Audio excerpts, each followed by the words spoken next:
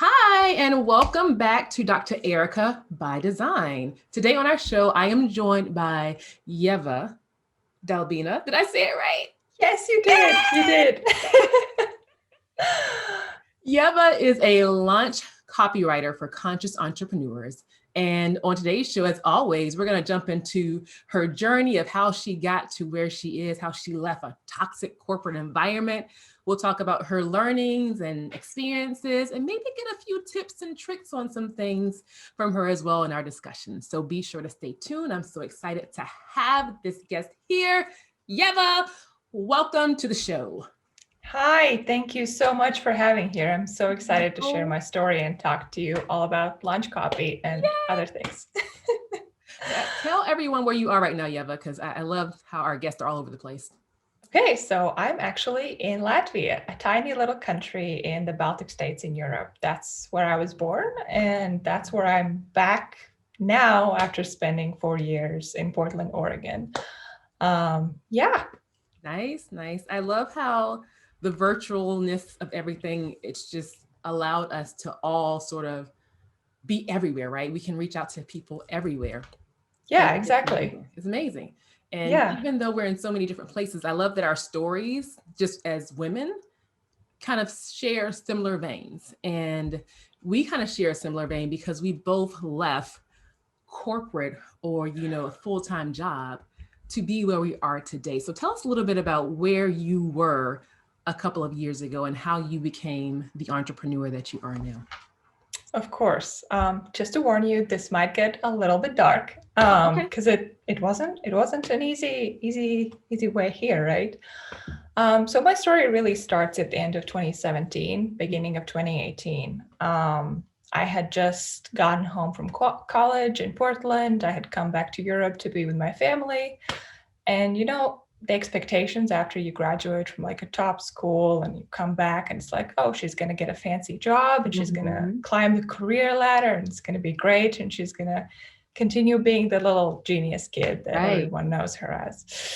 Right. That did not work out so well for me. You didn't do that? I didn't do that. I would say I did something better, but we'll get into that.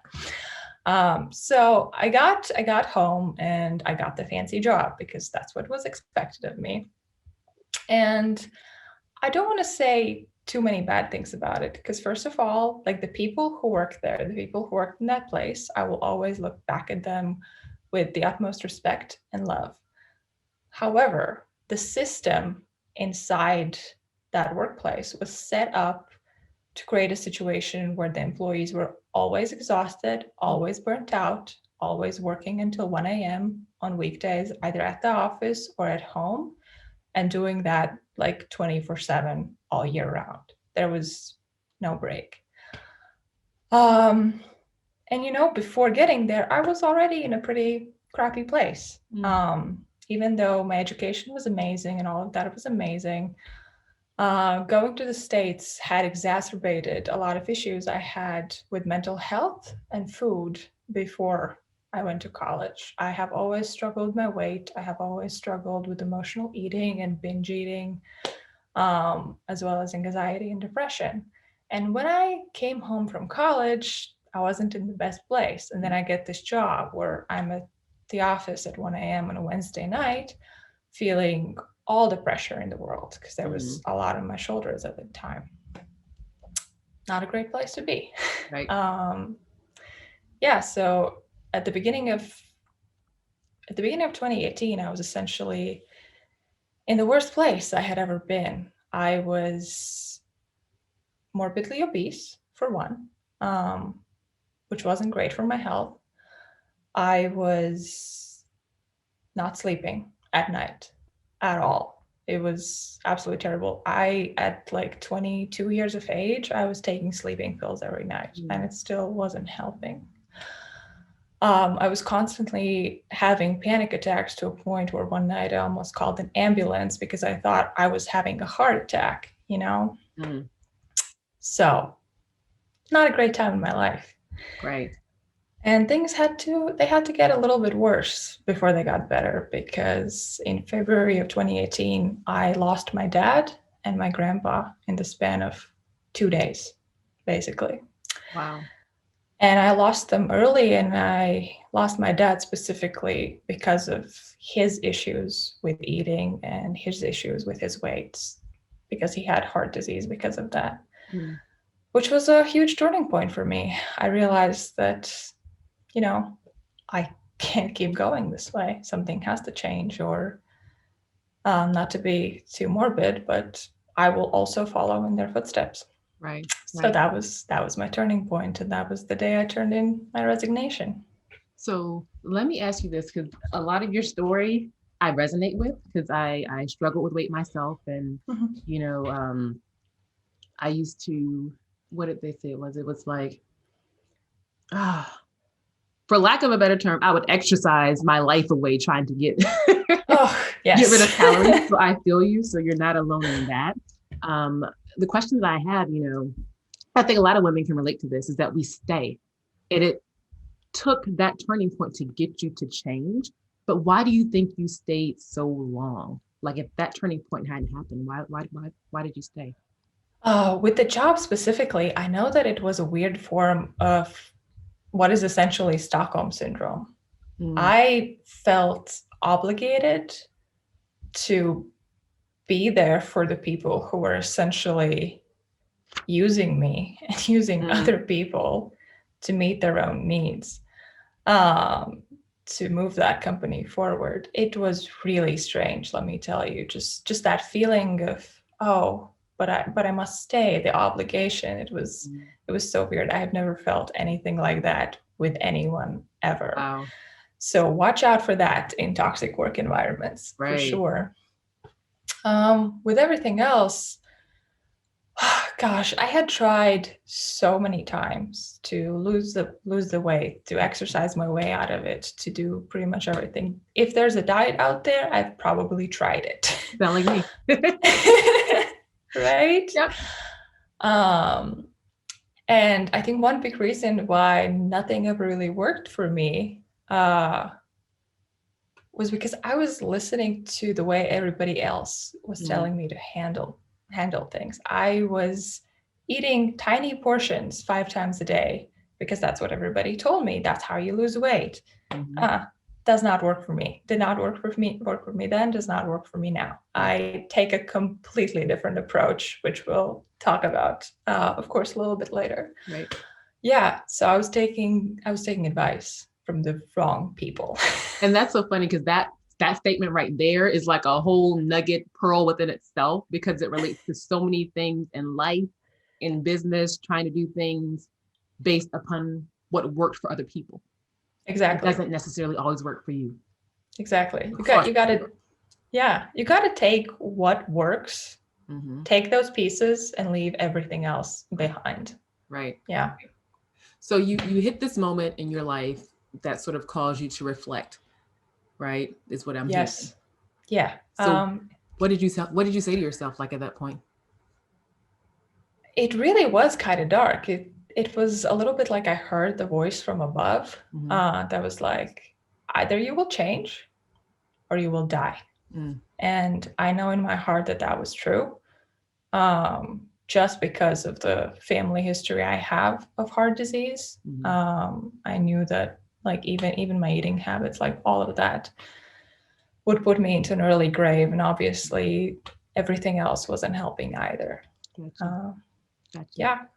If you could say one thing to a woman out there that's stuck in this sort of, toxic environment of her job and knowing she needs to escape, what would you tell her as a word of wisdom to make that move quicker?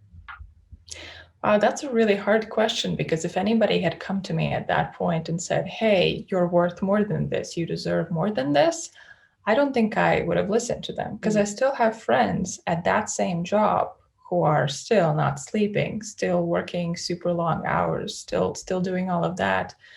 And even seeing me succeed, and even hearing me say, hey, you really do deserve more, and there is better out there, hasn't helped them.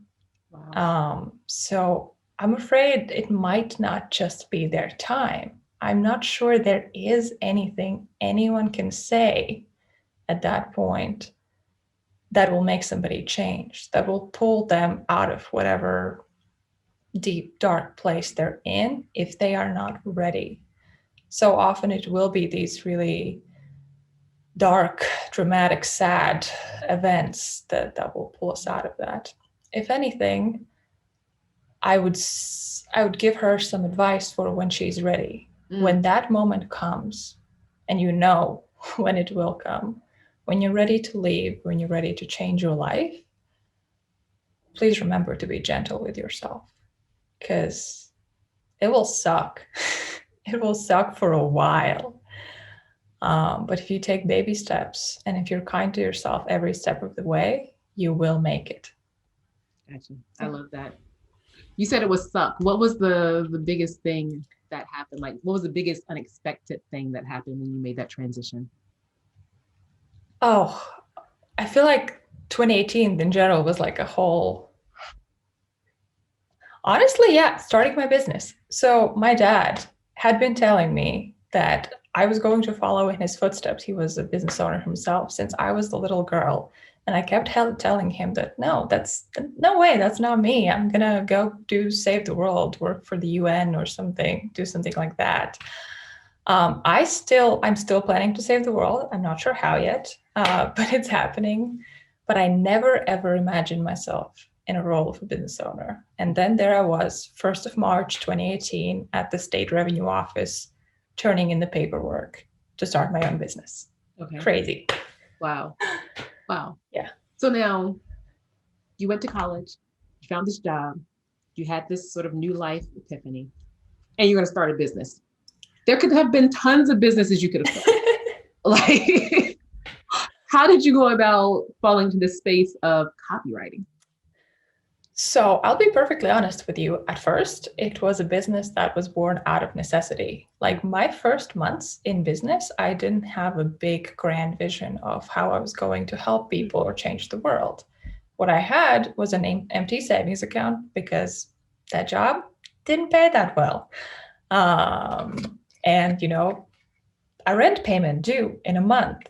So I was like, okay, what can I do that will make me money and give me the time and space I need to heal and to grieve? Because obviously at that time, like I wasn't bouncing out of bed being like, hey, let's go conquer the world and crush my to-do lists and run a mile and then do all of that. Like I was down in a dark place. And then I remembered that I had a talent, and I had a talent for writing. I've had that since I was a little kid. I was the kid who was waking up in the middle of the night to write down a few lines of poetry that she had thought of. I've never taken the creative writing piece of it anywhere yet, of course. But that talent translates into other areas of writing as well, whether it was college papers or now copywriting. While there's a lot of hard work that has gone into it and a lot of investment in terms of money and time, I do acknowledge that a big part of it is that it's just something I was born with. I'm pretty good at it, if I have to say so myself. So I was like, okay, writing, I can write. Who will pay me to write? And I had heard of like Upwork and online job boards where people posted stuff and then asked for help. So I thought, okay, why not? And I tried it and it worked. The very first time it worked, Ieva? Yeah, I mean, I sent out like 10 applications to 10 different job posts and I got like 2 answers back. One of which basically set me up for like a year-long content creation relationship for a marketing agency. Nice. And it was great. It was the perfect gig because I was able to make a solid income while resting and, working when I wanted to at the time, right? Yeah. So that's interesting. So let's think about this. I just had an idea that a question that came into my head, because I think a lot of people, they believe they have a talent or a skill, but they've never worked in that skill. You know what I mean? Like their job is something else beyond, for you, for example, your job may have been in medical, but you had this skill in writing. How did you go about presenting yourself as this writer if that's not what like your resume was around? Okay. So when you're feeling like, oh, this is not what my resume is about, try to find a connection. So I'll tell you, my degree is in economics. I worked in data analytics while I still had that job. And I saw a job posting that was basically, oh, we're looking for writers for this new big data software. Like, come somebody who could understand this stuff and write about it in a really fun, easy to understand way. So I essentially used my previous job experience in data analytics, name dropped the company too, not ashamed to say it, if you've got it. Use what you have. Yes. Exactly. And I was like, hey, I understand this. I can do this. Let's give it a shot. So I think there are more connections you can find between what you've done so far and what you really want to do than you might think there are. I also really use the fact that, a degree in economics and kind of does relate to writing for businesses, right? Because I do have that understanding. I understand numbers. I understand how things work on a business level. So writing for businesses, not that big of a jump. Gotcha. Yeah. So it's a little bit of being creative and a little bit of just thinking more strategically in how you can make those connections. And also being able to say, screw it, I'm doing it. I always love that approach anyway. Yes. I mean, nobody's gonna bite your head off because you send an email or you send a pitch. Like, the worst that can happen is you don't get a response. Right. So and try it. Just in the same spot you were when you didn't have the job in the first place. So exactly. I've always loved that saying. If you never ask, the answer is always no. Right. Yeah. I love that. Okay. So you found your way into copywriting. Now again, copywriting is a big space, right? You can copyright for certain areas like coaching or personal trainers. It's a very big space, but you seem to have a specific niche. Am I correct? Yes, you are. What is your I write copy for coaches and course creators who want to make more money and more impact in the world. That's why I use the conscious entrepreneur title, because that's what it means to me. Conscious, aware of what is going on in the world, purpose-driven. And I write for them because those are the kinds of people I like to hang out with in real life, right? Like, sometimes we don't even think about this, but like when you're picking your niche, like think about who do you like to hang out with? Who would you like to go to brunch with? And I would love to go to brunch with a coach who teaches, let's say, breath work. We would have tons to talk about. So that's why I work with them in my everyday life. And yeah, that's how I came to that niche. And in terms of launch copy, that's just what my brain is really good at. I like to say that my brain is like 50% like creative, intuition, that kind of thing, and 50% strategic. And you really have to have both when writing launch copy. I mean, there's of course strategy in websites and all of that. But when you're writing like big launches with huge like 20, 30 email sequences, you really have to be able to see the big picture vision and break it down into smaller bits. And my brain is just good at it. So that's why I chose that. I always say everybody has their quirk. Like everybody has that little thing that they are good at that their brain is just wired to do. Yes. And that's definitely mine. That's interesting. For now, anyway. For now.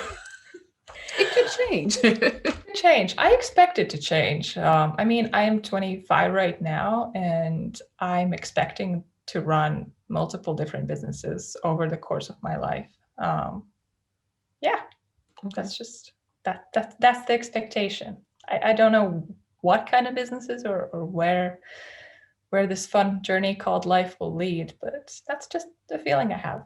Okay, I like that. I like that you are open to exploring things and not being stuck in one thing. I think that's something that some people struggle with. They think they start this project or this business, and it has to stay that way for the rest of their lives? Oh, it doesn't. Do you know human design? Have you dabbled in human design at all? I do not, but I have somebody that I've interviewed that does human-centered design. Yeah, I love it. And one of the things I learned when studying my own human design was that I have what they call the incarnation cross of the unexpected, which basically means that for me, any 5-year plans, any 10-year plans, nothing like that will work. Like, don't even try to plan your life. Just accept that things will go crazy, and they will turn out well, but they will be crazy and change a lot. And I have accepted that. That is how my life has gone so far. And I'm kind of okay with it. I'm excited to see where it leads next. Interesting. So now you've intrigued me, Ieva, because I'm all about a plan and action steps. Like that's my shtick. So now you have me thinking about human-centered design, and I never thought I haven't delved into it enough to know that was how it works. Yeah, it's a huge rabbit hole. If you can set aside a whole evening, I would recommend it because it's fascinating. And once you get into the details of it, it gets creepily accurate. Gotta say. Is there any resource that you could suggest to the audience if they want to dig a little bit deeper? I really love Jenna Zoe's My Human Design software. That's where you can find your chart. And for free information online, I really love Jess Field's Instagram account. She does a really good job explaining it for beginners and also throws in some more advanced details here and there. Gotcha. Yeah. Gotcha. I'm gonna have to go look that up now, because now you tell me there's a chart, which now I really have to go look it up. It's so fun. Okay. No, one thing you mentioned in that conversation was, how your niche focuses on people that you would want to hang out with. Yeah. And I think for some people, it's easy to say, this is my niche, but it gets hard to say no, or say no to people that don't fall into that niche. So how do you stick to just working with that population? My advice is to run into the fire. Don't say no at first, Take those jobs. Realize that you're miserable during that time. You'll do it a couple times and you'll be just fine saying no. Okay. That's why I'm not, a lot of people advise you to pick a niche right when you're starting out. And I'm not necessarily a fan of that approach. I mean, of course, it's easier to build a website and a portfolio and all of that when you have a niche. But trying to, excuse my French, pull a niche out of your ass when you're just starting out, that doesn't sound right to me. You got to try some things. You got to see what kind of people annoy you, what kind of people you don't want to work with, what kind of businesses or projects bore you to death, and then the niche will come to you naturally. Yeah. I agree. It's an evolution. Yes, of course. Even with my business, it's changed over time. And I was definitely one of those people. I'm very type A. So I'm like, this is my business. What do you mean? The whole changing of it, like the flexibility and the ability to pivot was something I definitely had to learn and really allow myself to do, because it felt like I was wrong. Like, this is what I said. If I change it, I'm wrong. I don't like being wrong. Not at all. Not at all. I often like to think of business as a spiritual practice, essentially, as a growth practice. You are always growing as a human being. Your soul is growing. Why would you expect your business to stay the same? Right? I love that. Okay. Now, Ieva, you work in a space that drives me crazy, and I'm going to be honest. Please, I want to hear this. Copywriting is like my least favorite thing to do in the absolute world. But I know how important it is. So for someone that's just starting their business, I'm trying to figure out how to formulate the question. How can a newbie entrepreneur get better at copywriting so that they're attracting the people that they want to work with and be around? First thing I'm going to say is do not hire a copywriter when you're just starting out. No? No, do not hire a copywriter. But they're so much better at it than me. So here's the thing okay, you can hire them for a day or for like an hour consult, but do not hire them for a month-long $10,000 project. Okay. Why? Because even the best copywriter cannot create your brand voice for you. We can learn to mimic it. We can put it on paper and, create like a brand voice messaging document for your whole team so that your whole team can mimic it, but we cannot create your brand voice for you. If you're just starting out, you will need to experiment. You will need to try things out. You will need to write some things to figure out, how do I really sound? And a copywriter is not the person to do it with, right? You can ask our advice. You can hire us for power hours and stuff like that. You can hire us to punch up your existing copy, but please don't hire a copywriter for a 10K project in your first month of business. It's not going to be money well spent. Okay.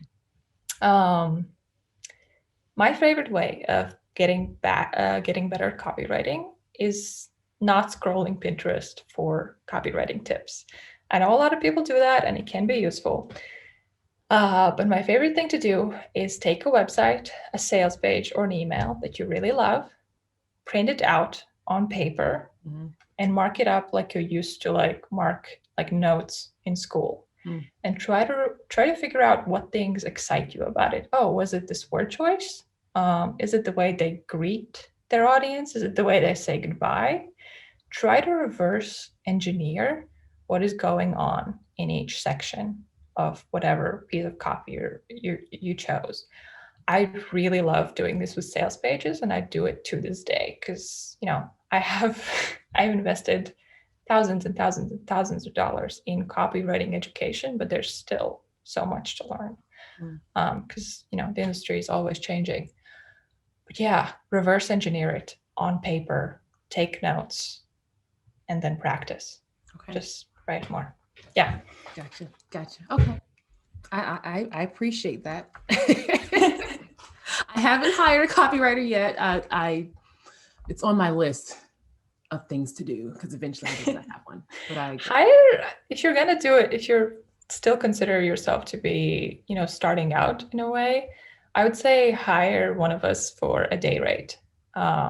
So that it's like a day, a container where we do a specific thing, where we punch up your copy, do that kind of thing, instead of where we figure out your brand voice. Although if you already have, I see that you have a strong presence just in real life over Zoom like this. I'm really good on camera and stuff but when I'm writing like a IG post, it feels like a totally different person to me.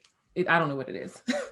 Okay, but you have this content, right? And what a good copywriter will do, we will take this video that you have, and we're going to dive into it, and we're going to uncover what makes your voice yours. And we're going to put that on paper. So at this point, since you do already have that content, you might be ready for a copywriter. That warning was just for people in their first months of business. Gotcha. That's a good idea. I haven't really thought about that, to just use it as sort of a, like you say, a power hour to really dig down deeper into what we already have. I like that. Yeah. Of course. People often bring me in mid-launch. For example, things are not working. What do we do? That's why I have the VIP day service where we just sit down. I go through all their launch materials, punch up their emails, punch up their sales page, and boom, we've got 50K in additional sales in a couple of days, right? Nice. Yeah. I like that. That's the kind of thing you can do. Okay. Doesn't always have to be a 10K project that spans 3 months. Nice. Yep. Okay. Awesome. Now, your business has been going, you said, since 2018. So you are now almost 3. Almost 3 years. Nice. Yeah. Nice. Gonna have to get a cake. Just a cake? I mean, I celebrate my business birthdays. I think they're important milestones. When is your business birthday? It's going to be on the 1st of March. Okay, nice. 1st of March. Yes. That's awesome. No, I don't blame you. I have mine on my calendar as well. Of when to celebrate. It'll be 1 year that I left corporate on April 29th. Amazing. 1 year. That's huge. Congratulations. Oh, yes. Okay. That's exciting. Definitely celebrate that if you can. Yes. So I can imagine in this 3 years, being a business owner, you wear a ton of hats, right? Yes. And there's just a ton of things to do. So how do you make it all happen? I'm going to start with a slightly weird tip. And this will unfortunately only apply to people who menstruate, and be a little bit TMI. Is that okay? Did you say people who are menstruating? I mean, I don't want to say women because obviously, not everybody who menstruates is a woman. Right. Not right. Okay. No, that's fine. That's the phrasing I use. Let me know if you have something better. Go for it. But something that really helped me was tuning in to my menstrual cycle. And there are tons of menstrual cycle coaches on Instagram. It's a whole world. Check it out. It's amazing. I didn't realize that we actually have like 4 different seasons in our menstrual cycle, and we have different superpowers in each of those seasons. So for example, when we're like getting ready to bleed, we should not schedule 73 meetings, right? Because our bodies are just not, up for that. And that we should schedule all the visioning and planning and all of that in the first week of our cycle, because it's essentially like the spring of our cycle. It's amazing. Seriously. If you've got like a free hour, dig into this. I love that whole field, because it just makes planning and balancing things so much easier when you're not trying to push yourself to do the stuff that you hate on a week that's completely wrong for it. So yeah, did I hit you with it completely? I knew this was going to be weird, but no, it's not weird. It's like, okay, the planner in me is like, okay, so how does that tie into like making your ideal week, or, scheduling stuff with like your energy levels through the day? My mind is like all over the place right now. So no. Dive into it. It's amazing. I try to schedule all of my meetings and all of that during my ovulation week now, because otherwise, because then I'm just like high energy and happy to do this. It's fascinating. I love it. Huh. Okay. So that's how you stay organized. All right. That's how I stay in what I call the flow state, because I used to be significantly more type A. I used to have tons of planners and everything scheduled out and all of that. And then I let go a little. I'm still that organized when it comes to client work, just because I have to be. There are a lot of moving parts to a launch. That's what I work on mainly. But when it comes to the other stuff, I have managed to let go a little. And, if I'm not, and if it's Friday, which is my business development day, and I'm not feeling a particular task, I look at my calendar and try to figure out, okay, why? And what else could I do today? And maybe my body actually needs a little bit of rest. Would that be so bad? Yeah. Essentially, I try to make my business the exact opposite of what my toxic job was. And it kind of makes sense. I kind of agree with you there, because, when you are in that time of month, at least for me, I'm exhausted. Yes. And so I think recognizing your body and your energy levels, whether you are menstruating or non-menstruating, women or male, we all have different energy levels that peak and ebb and flow throughout the day, throughout the month. So recognizing when you are at your peak creativity levels and utilizing that time to do those actions, I think we can all agree with is something that we can look at, to help us. Yeah, but also the bleeding, like the week when you're bleeding, not as useless even if you're exhausted.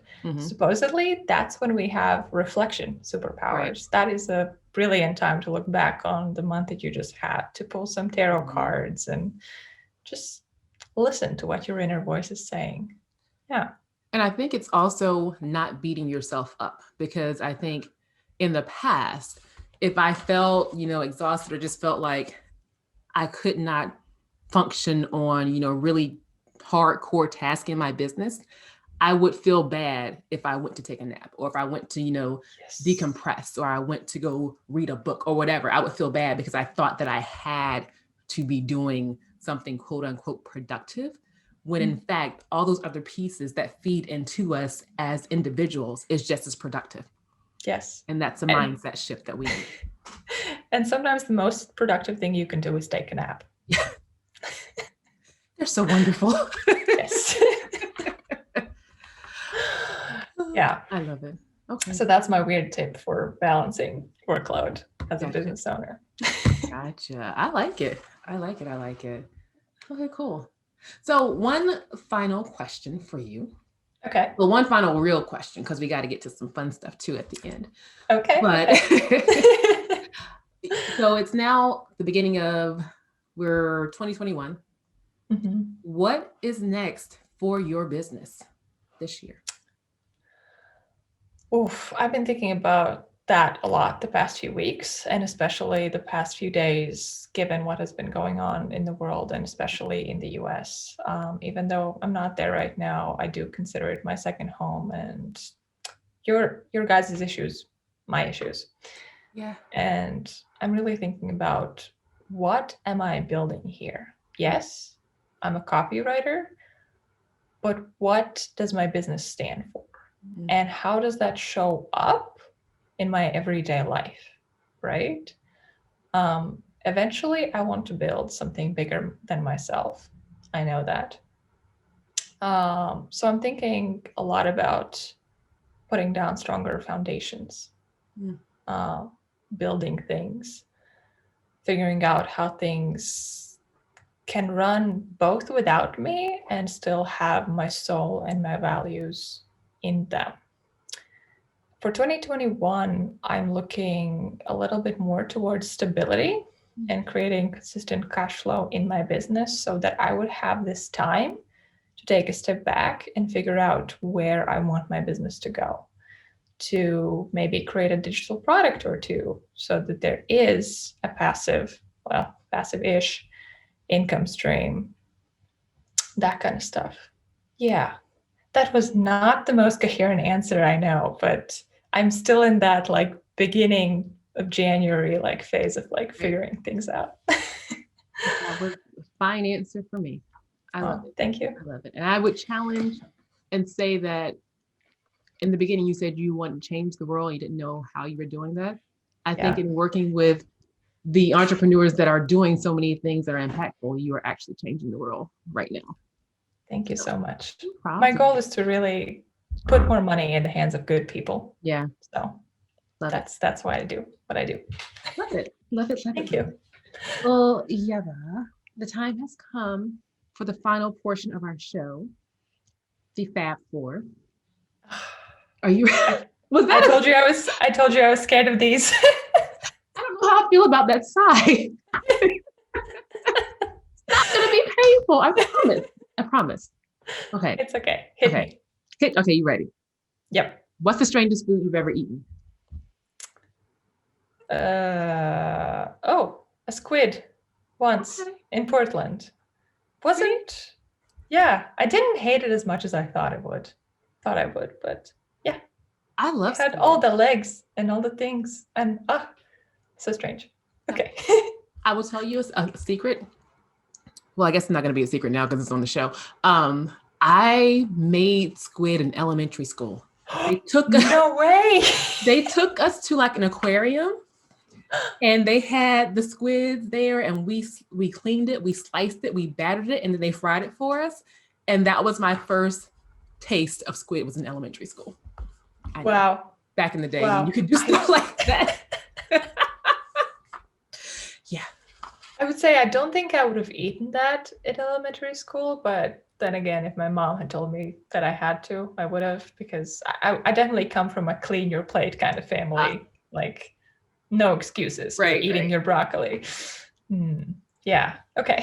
I was all on it. I don't know. I guess that sparked my whole let's try anything phase.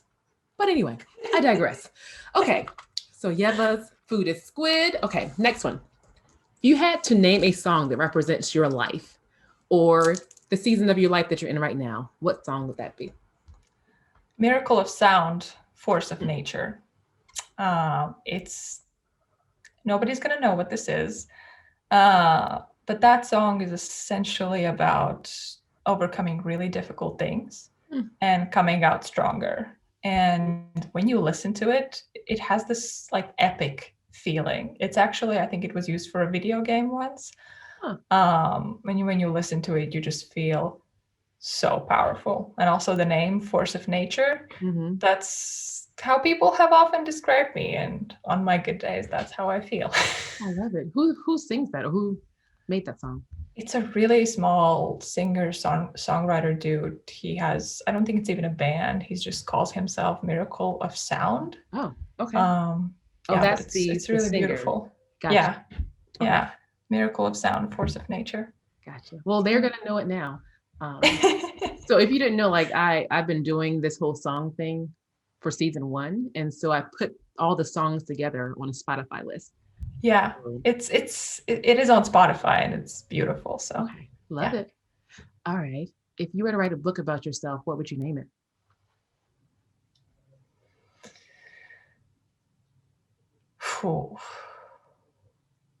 It would have something to do with honesty and shadow. Those are the 2 words that come to mind when I think about it. Okay. Yeah. I'll let you know if I come up with that title one day. Okay. For now, that's what I know. We're going to be on the lookout for an honest shadow, or a shadow that's honest. Hey, maybe in a few years. All right. The last one is just to finish the statement. And I think I may know what you're going to say, but you may surprise me. The statement is, I am. The first thing that came to mind was, I am strong. I don't know where that came from, but I am strong. You're strong. Awesome. Awesome. I love it. Well, I can't believe our time is coming to an end. It goes by so quickly. It does. You know? I had so much fun. Yay. Thank you for being here. People want to follow you, connect with you, work with you, do a power hour with you. How can they find you? I'll leave my website for you in the show notes. It's just my name and last name, ieva.dalbina.com. But I would love it if you guys came to say hi on Instagram. I'm at ieva.dalbina, and it's a good time there. Nice. And yeah, we would definitely have that on the show notes. So if you didn't get a chance to write it down, no worries. We got you. Yeah. That's all we have for today's show, everybody. Make sure you subscribe to the show. If you haven't found us, we are on Spotify, YouTube, Apple. We're blowing up, I guess you can say. I'll toot my own horn. Dust it off a little bit. Yes. But be sure to follow us and subscribe. And if you haven't followed me, you can find me pretty much everywhere at Dr. Erika by Design, on IG, on Facebook, and the website. Thanks for listening, everybody, and we will see you next time. Bye. Bye.